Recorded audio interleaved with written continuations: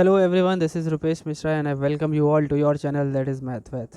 देखिए, जो हम लोगों ने लास्ट पीडीएफ पे जो कंटिन्यू किया था, जो कि हमारा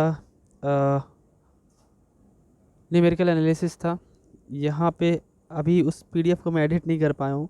सो आप लोग इसे संभालिएगा, छोटी छोटी गलतियाँ हो जाती हैं। अभी जब तक सही नहीं होगा तब तक बार बार मुझे माफ़ी मांगनी पड़ेगी आपसे, ठीक है। तो कल हम लोगों ने 2 चैप्टर्स इसमें कवर कर लिए थे। आई थिंक चैप्टर 3 एंड 4, 3, 4 या फिर 4, 5 कोई तो था, क्योंकि फर्स्ट चैप्टर के फर्स्ट चैप्टर का कोई थ्योरी नहीं कराई मैंने, वो भी एमसीक्यू में डालना था, तो इसलिए वो इधर उधर हो गया। कोई बात नहीं, मैंने वैसे सारे के सारे एमसीक्यूज़ में ऐड कर दिए हैं जो आपकी बुक्स में है, और क्वेश्चन बैंक तो अभी इसके बाद भी कराई जाएगी, तो वो तो एडिशन में होगी, कोई बात नहीं है। और सबकी सेपरेट प्लेलिस्ट मैंने बना दी है। आज एक वीडियो मैंने अपलोड की है आपकी कॉम्प्लेक्स एनालिसिस में, जो convergence of infinite series of positive terms की पहली वीडियो मैंने डाली है आज।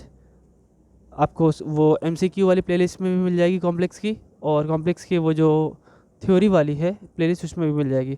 उसे ज़रूर देखिएगा, क्योंकि वो चैप्टर सिर्फ और सिर्फ टेस्ट पे रिलेटेड है, टेस्ट पे बेस्ड है। तो जब तक आपको वो नहीं समझेंगे तो एमसीक्यू बिल्कुल नहीं समझ में आएगा, क्योंकि मैं उस समय डायरेक्ट फटाफट से सॉल्व कर रहा हूँ और ट्रिक्स बताने की कोशिश करूँगा, लेकिन ट्रिक्स तभी समझ में आएंगी जब वो सारे के सारे टेस्ट आपने एक बार ही पढ़े होंगे कम से कम। So please go and study thoroughly, पूरा वीडियो अच्छे से देखिएगा, ठीक है। तो हम लोग जहाँ पे थे उसके आगे से कंटिन्यू करते हैं, चलिए देखते हैं। ओके देन, देखिए यहीं से था, कल लास्ट क्वेश्चन मैंने यहीं पे छोड़ा था। क्वेश्चन क्या है, the solution of system of equations, इसका सॉल्यूशन ढूंढना है। देखिए, बाय यूजिंग 3 इक्वेशन दिए, गॉस सीडल मेथड। देखिए, गॉस सीडल मेथड आपने चाहे पढ़ा हो चाहे नहीं पढ़ा हो, it doesn't make any sense any care. आपको सिर्फ और सिर्फ क्या करना है, जो एक्स वाई जेड की वैल्यूज़ दे रखी हैं इन तीनों को एक एक करके फटक से तीनों इक्वेशन में चेक कर लेंगे। तो चेक करने की कोई बहुत बड़ी बात नहीं है, आपको मैं चलिए दिखा देता हूँ। मैं थोड़ी देर के लिए पहला ही आंसर चेक करता हूँ, ठीक है। थोड़ा क्रॉस में चेक कीजिएगा, जैसे ये चेक किया तो फिर ये वाला चेक किया, ऐसे करके। फिलहाल पहले इसको चेक करते हैं, लेफ्ट हैंड साइड में तीनों इक्वेशन के लेफ्ट में रखते हैं। अगर वो सेटिस्फाई कर गया तो दैट मीन्स कि ये आंसर एकदम सही है। तो रखिए 4 रखेंगे यहाँ पे 4 रखेंगे तो 24 हो गया। मैं ऐसे डायरेक्टली ऐसे ही रखता हूँ, उसी के ऊपर लिख देना होता है। और ये हो गया -3 और इसकी वैल्यू 0, तो 24 में से 3 गया 21, गलत हो गया। तो अब इसको आगे सोचना ही नहीं, ख़त्म हो गया ये, इसके बारे में सोचना ही नहीं है, ठीक है। अब अगर इसको देखेंगे तो ये डायरेक्टली गलत दिख रहा है, क्यों? एक्स की वैल्यू जैसे 0 रखेंगे 0 हो जाएगा, वाई की वैल्यू 3 और जेड की वैल्यू 0, तो ये -3 आ रहा है, 19 के इक्वल कहाँ से आ रहा है? तो ये भी क्या हो गया, ये भी गलत, ये भी गलत। अब देखिए नन ऑफ दिस भी है, तो इसको चेक करना पड़ेगा आपको। अगर ये सही होगा तो सही, अदरवाइज नन ऑफ दिस तो होगा ही, ठीक है। तीसरा चेक करिए, 4, 3 और 2, चलिए रखिए। 4 रखेंगे तो 6 4 24, और 3 रखेंगे तो या -3 और 2 रखेंगे तो या -2। 24 - 5 कितना होता है? 19, सही है। 24 - 5 एकदम सही है। एक में सही हो ऐसा ज़रूरी नहीं है कि बाकी में भी सही होगा। हालांकि ऐसा क्वेश्चन ये लोग बनाएंगे नहीं, लेकिन फिर भी आपको तीनों में चेक करना चाहिए। पहला वाला तो एकदम सही है। दूसरे में रखिए 4 3 12 और 4 3 12, ये भी हो गया। और यहाँ पे 2, 24 2 26 एकदम ठीक है। यहाँ पे रखिए 4 2 3 6 और 6 2 12, तो 12 और 10 22 सही है। यानी आंसर ऑप्शन आपका ये वाला सी वाला एकदम सही है। एग्जैक्टली ऐसा ही क्वेश्चन आपको एग्जामिनेशन में मिलेगा, ऐसा ही कुछ होगा। आपको सिर्फ क्या करना है, क्रॉस चेक करना है आंसर्स को। ओके, नेक्स्ट क्वेश्चन देखिए। ये क्वेश्चन देखिए, कह रहा है क्राउड्स मेथड से, ठीक। तो कोई बात नहीं है, क्राउड्स मेथड मैंने पढ़ाया तो है पूरे लॉन्ग फॉर्म में। जिसे डिस्क्रिप्टिव पढ़ना है वो वीडियो पे जा कर के ज़रूर एक बार विजिट करें। आपको क्राउड्स मेथड क्या है, डू लिटिल मेथड क्या होता है, वो सब समझ में आ जाएगा। लेकिन हाँ, आपको लग रहा होगा कि लॉन्ग आंसर तो पढ़ना ही नहीं है, सर इतना बता रहे हैं शॉर्टकट ही ले लेते हैं। लेकिन अगर ये क्वेश्चन घुमा के पूछ ले कि अगर इसमें अगर ऐसा दे दे UII = 1 या LII = 1, या फिर ऐसे पूछ ले विच of the following is do little method, do little method कौन सा होगा, तो आपको पता होना चाहिए डू लिटिल मेथड क्या होता है। डू लिटिल मेथड में जो उसके प्रिंसिपल डायगोनल होते हैं वो 1 1 1 होते हैं, मतलब LII की वैल्यू 1 होती है। क्राउड्स मेथड के केस में UII की वैल्यू 1 होती है। तो वो सारी चीज़ें आपको पता होनी चाहिए, ठीक है। तो वैसा होगा तभी आप उसे समझ पाएंगे। एक बारी ज़रूर विजिट करें, जितने भी मेथड्स बताए हैं उनके एक ही एक क्वेश्चन बताएं, बहुत ज़्यादा नहीं बताएं। तो आप कम से कम उनके मेथड्स तो ज़रूर पढ़ लें। क्वेश्चन नहीं पढ़ेंगे अगर लॉ आंसर, तो कम से कम मेथड्स तो पढ़ लें, नहीं तो आपको दिक्कत होगी। ठीक है, तो दिक्कत होगी तो एक बार ज़रूर विज़िट करें। कुछ एक्सपीरियंसेस है इसलिए बताया जा रहा है। फ़िलहाल इसमें भी वही चीज़ करनी है, आपको चेक करना है ये चारों ऑप्शन, जो ऑप्शन सही होगा वो आप लगा देंगे और आप मुझे बताएंगे टेलीग्राम पे कि क्या आंसर आ रहा है। नेक्स्ट क्वेश्चन देख लीजिए, solution of the system equation. ये भी XYZ वाला इक्वेशन है, ये भी आप करेंगे।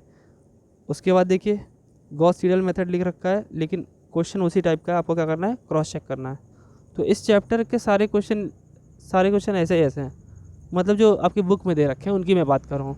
But if you are taking the advantage of the whole process what we are going to apply in that question, in that type of question, you will get more than 5 to 6 MCQs in a single method. आप जब उसे पूरा पढ़ेंगे, आप जब उसके method को read करेंगे जो मैंने बताई है वीडियो में, तो आपको कम से कम 3 या 4 और एक्स्ट्रा MCQ मिलेंगे जो बन सकते हैं एग्जामिनेशन के लिए। ये चैप्टर बहुत ईजी था, बस खाली कैलकुलेशन की बात थी, बट उसमें MCQ काफ़ी थे। फ़िलहाल देखिए और आगे बढ़ते हैं। इसका अगला क्वेश्चन भी वही है, कह रहे Gauss Jordan method. Gauss Jordan method आपको अगर नहीं भी पता है तो केवल MCQ पर्पज से देखना चाहेंगे तो वही क्रॉस चेक कर लेंगे रख के, एकदम सिंपल सा मेथड है। ठीक है, नेक्स्ट देखिए नेक्स्ट क्वेश्चन जो है आपका D और H और डेल दिया हुआ है। तो D क्या होता है, D फॉर डिफ्रेंशिएशन डिनोट करता है। ठीक है, ये वैसे फर्स्ट चैप्टर का था, सेकेंड चैप्टर का सॉरी, फाइनाइट डिफरेंसेस का, ये इन्होंने लास्ट में दे दिया, कोई बात नहीं है। तो ये क्वेश्चन जो था इसको थोड़ा सा आपको याद दिलाते हैं। अगर आपको मैं बताऊँ वो तो स्टार्टिंग में लेके जाऊँ, तो f(x + h) का जो एक्सपेंशन होता है बच्चों, टेलर सीरीज़ की बात करें तो f(x + h f'(x) upon 1 factorial plus ऐसे करते करते h² upon 2 factorial f'(x).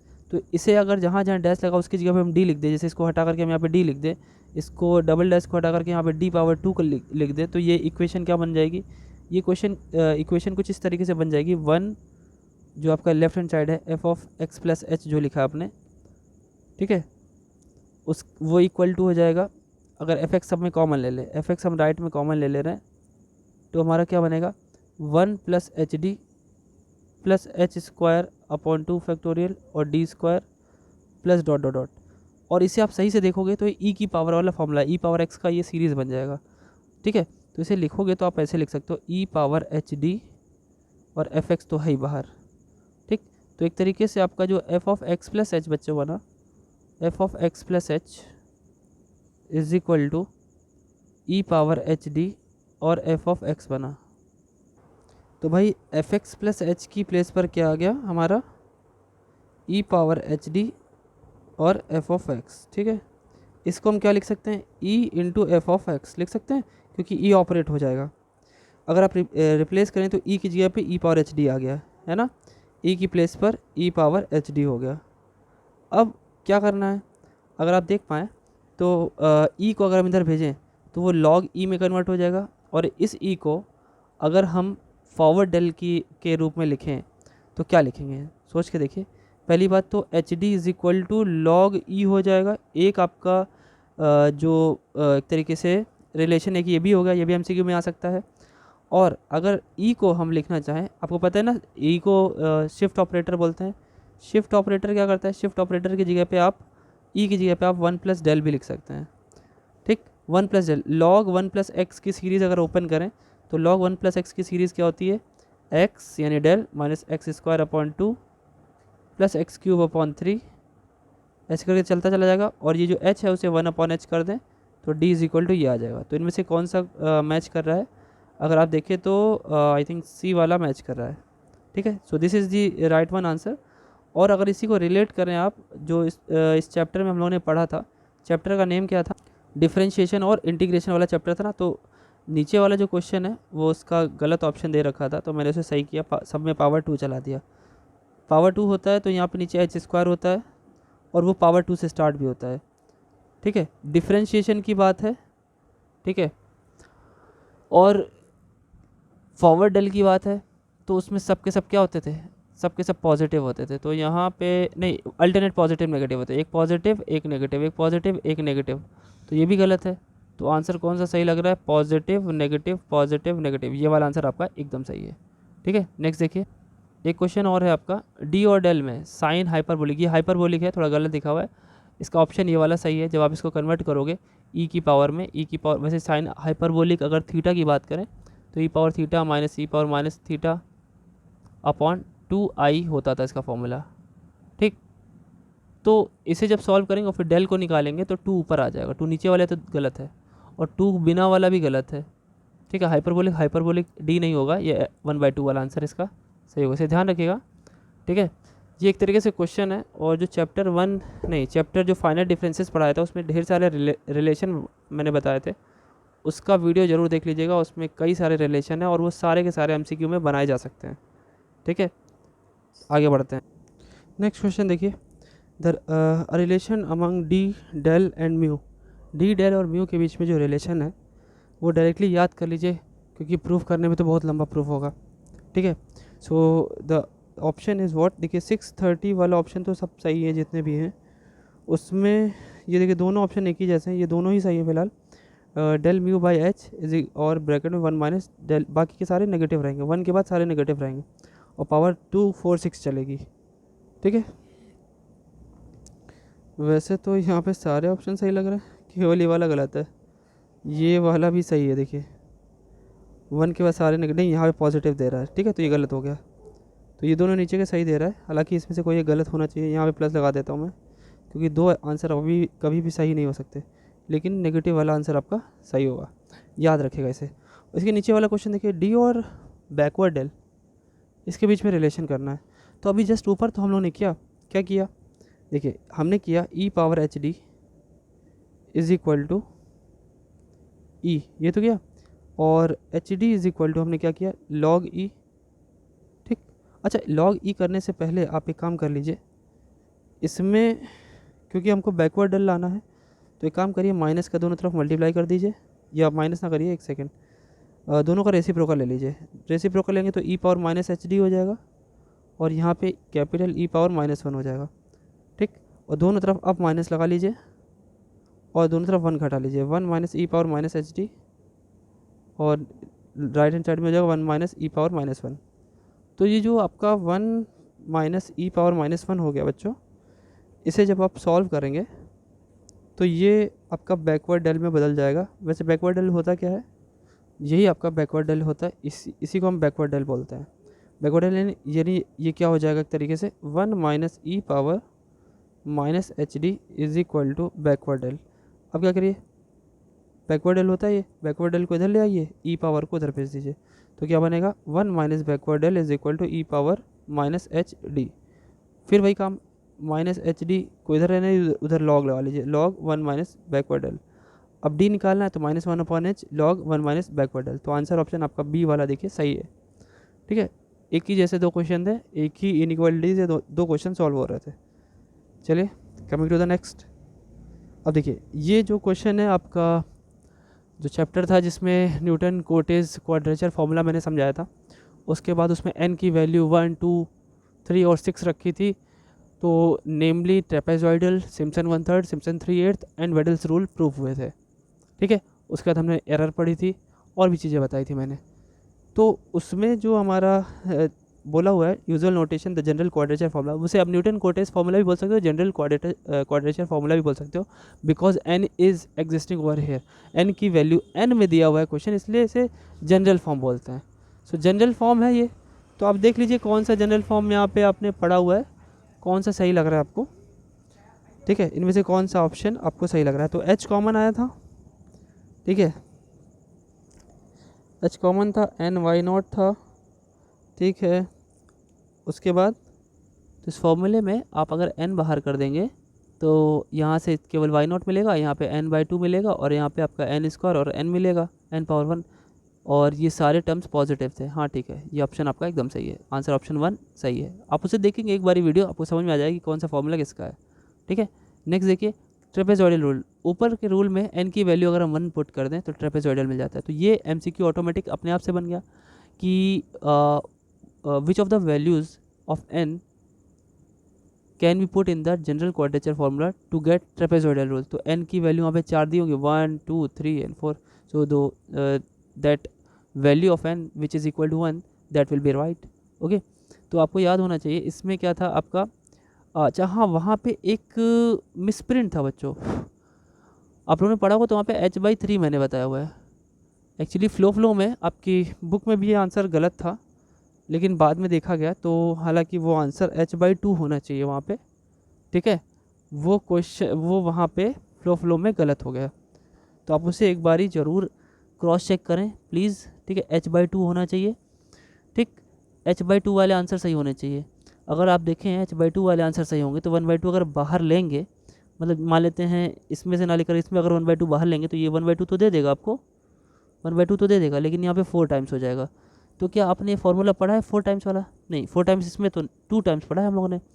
y0 के साथ yn ऐड हो जाता है, और अगर आप 1/2 बाहर लेते हैं यानी h/2 बाहर हो जाएगा, ठीक है। तो ये 2 जो है नीचे, यहाँ पे तो 1/2 है नहीं, तो यहाँ पे 2 से मल्टीप्लाई हो जाएगा, तो ये आंसर ऑप्शन आपका सही हो जाएगा, बिल्कुल उसी तरीके से हो जाएगा। बस वहाँ पे h/3 मैंने लिखवा दिया है, extremely sorry for that, I am extremely pardoning for that.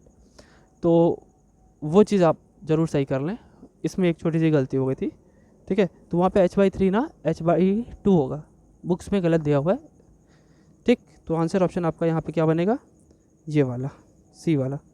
Next देखिए, सिम्पसन 1/3 रूल, इसमें तो h/3 होता है, 1/3 है तो 1/3 तो रहेगा ही। पहला और y0 और yn तो ऐड हो जाते हैं, ठीक है। उसके बाद मैंने बताया था जब सिम्पसन 1/3 रूल पढ़ेंगे तो आप पहला और आखिरी तो जब छोड़ देते हैं तो उसके बाद 4 और 2 का मल्टीपल होता है। 4 के मल्टीपल में 1 3 5 चलता है, और 2 के मल्टीपल में 2 4 6 चलता है। 4 के मल्टीपल में, अब देखिए यहाँ पे क्या दिमाग इन्होंने लगाया, इन्होंने y0 और yn को ठीक है लिख दिया। 4 के मल्टीपल में 135 चलता है, और 2 के मल्टीपल में 246। तो यहाँ पे ऐसा कोई भी नहीं है। यहाँ देखिए, अगर यहाँ पे y2 लिखा हुआ है तो यहाँ पे भी 2 है, मेरे ख्याल से यहाँ 3 अगर होता तो ये मिसप्रिंट अगर है, तो अगर ये मिसप्रिंट है यहाँ पे 3 होता तो बाकी सारी चीज़ें सही लिखी है और 246 वाला भी सही लिखा है, तो ये आंसर ऑप्शन एकदम सही होता। अदरवाइज नन ऑफ दिस हो जाएगा, फॉर्मूला वही होगा, फॉर्मूले में चेंजमेंट नहीं, बस थोड़ा सा नंबर्स को इधर उधर कर देंगे, तो नंबर्स तो भाई कैलकुलेट करके हम उसी तरीके से सॉल्व कर लेंगे। बाकी जो वेरिएबल्स हैं जिनकी वैल्यू निकालनी है वो तो वैसे के वैसे रहेंगे जैसे समझाए गए हैं, ठीक है। नेक्स्ट देखिए, अगले क्वेश्चन में देखिए, सिम्पसन 3/8 रूल में जो हमारा 3/8 तो रहेगा ये h के साथ, y0 और yn तो जुड़ा रहेगा, वो भी सही है, ये तो गलत है, ठीक। उसके बाद जो हमारा 3 से मल्टीपल होगा, और 3 से मल्टीपल अगर होगा तो उसमें y के जो हमारे मल्टीपल होंगे, 3 का मल्टीपल और 2 का मल्टीपल, 3 के मल्टीपल के साथ y के 3 y के 6 वाले नहीं होंगे, वो 2 के साथ होंगे। तो अगर हम देखें तो यहाँ पे देखें, हाँ 2 के साथ y3 y6 है, और 3 के साथ, लेकिन यहाँ पे 1/2 ये गलत दे दिया, चलिए ठीक है, इसको नहीं देखना है। यहाँ देखिए 3 के साथ 1 2, लेकिन y3 छूट गया, फिर 4 5, फिर y6 छूट गया। देखिए y3 और y6 किसके साथ होगा, 2 के साथ है, हाँ ठीक है, बिल्कुल सही है। तो ये आंसर ऑप्शन आपका एकदम सही है, सी वाला पॉइंट। नेक्स्ट देखिए, वेडल्स रूल, n की वैल्यू 6 रखने पे आता है, जनरल क्वाड्रेचर फार्मूला है, न्यूटन कोटेस क्वाड्रेचर फार्मूला में रखने पे, ये चीज़ तो याद रखनी ही है, वो तो मैंने उसमें भी बताई है। सिम्पसन 3/8 रूल जो इससे पहले था वो n = 3 रखने पे आता है। सिम्पसन 1/3 रूल n = 2 रखने पे आता है, उसी ऊपर जनरल क्वाड्रेचर फार्मूला में। और ट्रेपेजॉइडल रूल n = 1 रखने पे आता है। ये सारी चीज़ें लिख लीजिएगा, दिमाग में बैठा लीजिएगा, बोल दिया मैंने। वेडल्स रूल में बच्चों 3/10 होता है बाहर, 3/10 h तो होगा ही। और इनकी खास बात क्या है वेडल्स रूल की, इसमें जो कोफिशिएंट चलेंगे y1 y2 y3, तो y0 y1 y2 तो चलेंगे, उनके मल्टीपल जो होंगे, पहला होगा 1 फिर 5 फिर 1 फिर 5 फिर 1 फिर 5, मतलब 3 बार 1 5 1 5 1 5 चलेगा। और जो 7वां टर्म होगा उसके पास 2 होगा, फिर उसके बाद फिर से शुरू होगा 1 5 1 5 1 5 फिर 2। तो यहाँ पे ऐसे देख लीजिए, और सब पॉजिटिव होंगे। 3/10 तो रहेगा, 3/10 तो रहेगा, वो तो ठीक है, ठीक है। तो y0 लिखा फिर y2 आ गया तो गलत है, y0 y1 y0 y2 y3, ये यहाँ 6 आ गया, गलत है। यहाँ भी गलत है, सारे गलत है, नन ऑफ दिस बताया हुआ मैंने। इसमें ये फॉर्मूला क्या होगा, 3/10 h फिर ब्रैकेट जाएगा, ब्रैकेट के अंदर होगा क्या, y0, ठीक है। y0 के बाद होगा आपका 5y1, फिर प्लस y2, फिर प्लस 5y3, फिर प्लस y4, फिर प्लस 5y5, फिर प्लस 2y6, ठीक है। सातवें पे 2 आएगा, बाकी छठे तक कॉफिशेंट जो होगा 1 5 1 5 1 5 फिर 2, फिर ऐसे यही चीज़ दोहराई जाएगी 1 5 1 5 1 5 फिर 2, ऐसे करते चलता चला जाएगा। तो एक बार ये वाली जो इसकी पहली वीडियो है बच्चों, उसको देख लीजिएगा, इस चैप्टर की पहली वीडियो। हर चैप्टर की न्यूमेरिकल एनालिसिस की डिस्क्रिप्टिव की पहली वीडियो आपका देखना बहुत ज़रूरी बनता है, क्योंकि उसमें मैंने जाहिर सी बात है कॉन्सेप्ट बताए होंगे, कम से कम पहली वीडियो। और आप अगर बहुत चाहते हैं कि आपको क्वेश्चन ज़्यादा से ज़्यादा आपको एक टक में मिल जाए एमसीक्यू, तो मैं तो चाहूँगा कि आप लगभग सारे वीडियो कवर करें डिस्क्रिप्टिव के, that will fulfil your every requirement of MCQ, ठीक है। आगे देखते हैं। देखिए अब जो लास्ट चैप्टर जो हम लोग का था, जो numerical solution of ordinary differential equation है, ठीक है, उसके एमसीक्यूज़ एकदम फालतू के हैं, ठीक है। 6-7 एमसीक्यूज़ हैं, ये सारे के सारे लॉन्ग आंसर्स पे बेस्ड है। देखिए यहाँ पे जितने भी हैं, रंगे कुत्ता मेथड ऑफ ऑर्डर 4, चाहे वो नेक्स्ट की आइलर मेथड है मॉडिफाइड, ये सब के सब लॉन्ग आंसर्स की तरह हैं, डिस्क्रिप्टिव के तरह। तो ये इस चैप्टर में आपको ये तो नहीं मिलने वाला है। तो क्या मिलने वाला है, ये तो फालतू के इन्होंने एमसीक्यू बना। बुक्स वालों को भी क्या करना है, बुक्स जो प्रिंट कर रहे हैं उनको भी क्या करना है, उनको सिर्फ दिखाना है कि I had given MCQs of this chapter और दैट चैप्टर। उन्होंने दिखा दिया, बच्चे ने ले लिया। अब बच्चों को क्या पता है कि ये तो शॉर्टकट ट्रिक से हो नहीं वाला है, ये लॉन्ग आंसर है। अकेले अगर एक क्वेश्चन भी करेंगे तो पूरा 40 मिनट, जो 40-50 क्वेश्चन आने वाले हैं अकेले वही ले लेगा पूरी टाइमिंग। तो फिर क्या सॉल्यूशन निकलना चाहिए, क्या इसमें एमसीक्यू नहीं होगा? बिल्कुल एमसीक्यू है। एक इसका डिस्क्रिप्टिव जो मैंने बताया हुआ है, जिसमें सिर्फ मेथड्स बताए हैं, लेकिन मेथड्स पूरे नहीं बताए हैं, सिर्फ मेन पॉइंट बताया है कि क्या क्या याद करना है। तो आप इसके एमसीक्यूज़ को ना देख करके आप उस मेथड को देखेंगे, जा करके उस वीडियो को देखेंगे, और आपके सारे एमसीक्यूज़ उससे हो जाएंगे। मे भी कुछ चीज़ें थोड़ी सी समझ में कम आएंगी, क्योंकि मैंने पॉइंट फैक्ट वाइज सिर्फ समझाया है, फैक्ट्स याद करने का बस थोड़ा सा ढंग बताया, कुछ कुछ इंपॉर्टेंट पॉइंट बताया। तो आप कोशिश यही करिएगा, उसको एज इट इज़ अपने दिमाग में धारण आत्मसात करने की कोशिश कीजिएगा। बाकी ये आपका ये जितने भी क्वेश्चन है ये सब लॉन्ग है, इनको शॉर्ट करना कोई रास्ता नहीं। न्यूमेरिकल एनालिसिस है, बात है एनालिसिस की, कुछ शॉर्टकट ट्रिक इसमें बनी जो आपको दी गई, कुछ फैक्ट्स थे जो बने वो आपको दिए गए। आपकी बुक के एमसीक्यू इसके साथ साथ ख़त्म हो जाते हैं।